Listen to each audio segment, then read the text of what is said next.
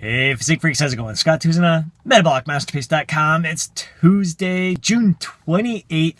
I am running around. I trained a client early this morning and doing some shopping today, getting ready for this camping trip we have coming up on Thursday for the long weekend, Canada Day weekend. Super stoked for that. Really chill, relax, give my body a break for a couple of days. And so right now, just getting some supplies for that. Stopped off at Starbucks, got myself a grande cold brew. I freaking love these things. Also going to be looking at some accessories for the paddle boards that we just purchased. I think I need an ankle strap.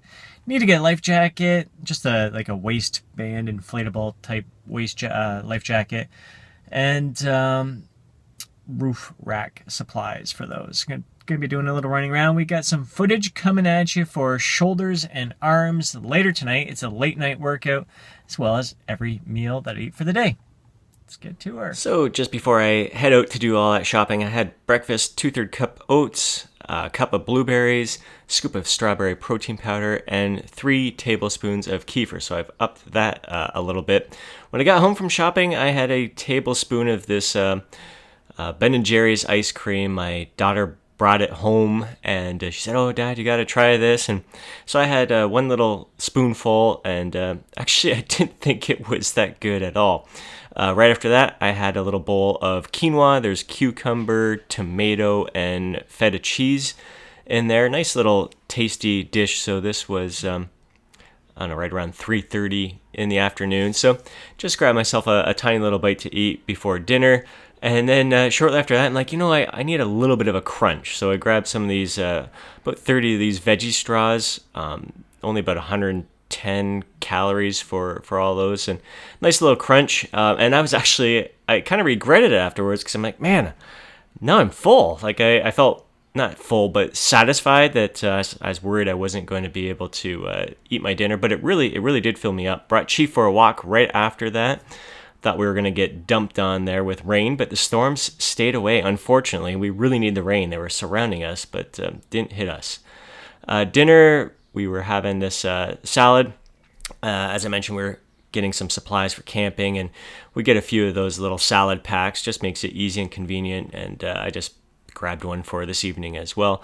Really tasty dish. We got some chicken thighs there, and so I took 3 chicken thighs. Works out to be close to 6 ounces of meat there, and top that. So this salad is on top of that. And man, I actually had to force this down because I still wasn't hungry at this point. But I knew I needed to get some food. Right after that, I trained a client, and then after I trained that client, hit the gym for our late evening workouts. This is 8 o'clock at night, and today we're blasting shoulders and arms. We hit some dumbbell shoulder press before this, some lateral raises, and now we're doing a superset between chest-supported rear delt flies and upright rows using the weight plates. So notice how I kept that range of motion on the chest-supported rear delt flies pretty short. I don't like bringing them fully close together. I like to keep that constant tension on the rear delts. So I find if I do full range of motion, I kind of lose that tension and relax a little bit and tend to get a little bit momentum involved. So that kept it nice and tight. Upright rows, really loving the vascularity and striations I'm seeing here. Love using the weight plates because you can go wider and then bring them in as you fatigue. I start at wider, which tends to hit the rear delts a little bit more. Not rear, the lateral aspect of the delts a little bit more. You bring them in close and you start getting more recruitment from the traps and other muscles there. And so Rick does like to bring his hands closer together at the bottom, full range. He likes to stretch. He likes to relax in the bottom a bit and kicking some butt there. And afterwards, we hit some biceps, 10 to 12 reps on the incline dumbbell bicep curl. And these felt really good today. 25-pound dumbbells, nice stretch, nice controlled movement, full stretch in the bottom. Loving the vascularity in the shoulders, the details I'm seeing right now. So definitely these are the things. It's one of my best gauges of progress is what I'm seeing in the gym mirrors. Am I seeing more details in certain areas of my body? Am I seeing the veins kind of more veins showing up or more of the vein showing up as I'm getting leaner? So Even if the scale weight doesn't quite go down the way I want it to, and even if the body fat percentage measurement is thrown off a little bit, I know while I'm working out, the mirror is my best friend, and definitely the weekly physique updates they've been doing have been really helpful. Rick kicking some butt here as well. Crazy details on him. Again, 53 years old, always progressing.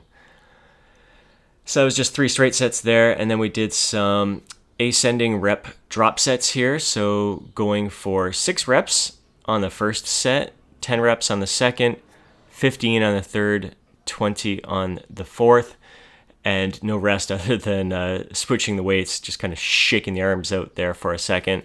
The 6 reps there felt pretty freaking awesome. So that was 70 pounds, and with ascending rep drop sets, you're going to make a pretty significant drop. So I got 40 pounds here, and then I'm going to go 30 and 20.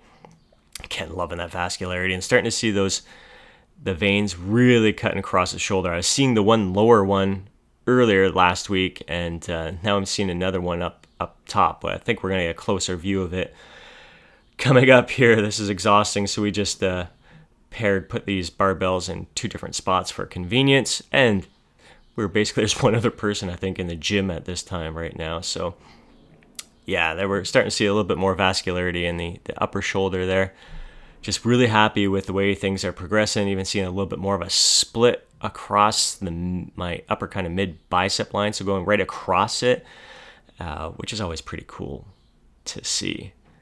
Yeah, these are just feeling friggin' awesome. So like I said, bigger drops in weight, 70 to 40. This is a big difference than the power micro drop sets that we had been doing earlier in the week, where you're making as small a drop as possible. Here we're increasing the number of reps you're doing per set, and the other power micro drop sets, you go from 6 reps down to 2 reps.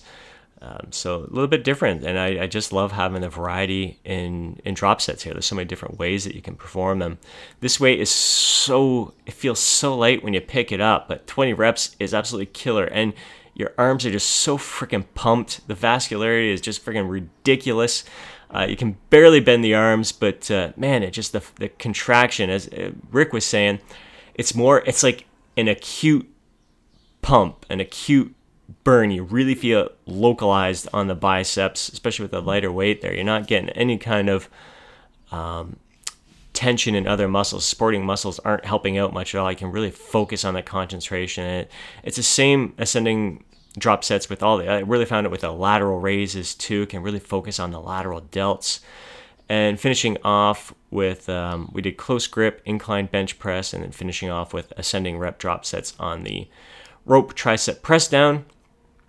Got home. My plan was to have a cup of plain Greek yogurt, the mixed berries, scoop of protein powder, but I just wasn't hungry at this point. The little snacking really killed me. Those chips there and the little scoop of ice cream, and it just was more than I wanted. So I just ended up having a scoop of protein powder and water. That was it for the day, about 1,700 calories.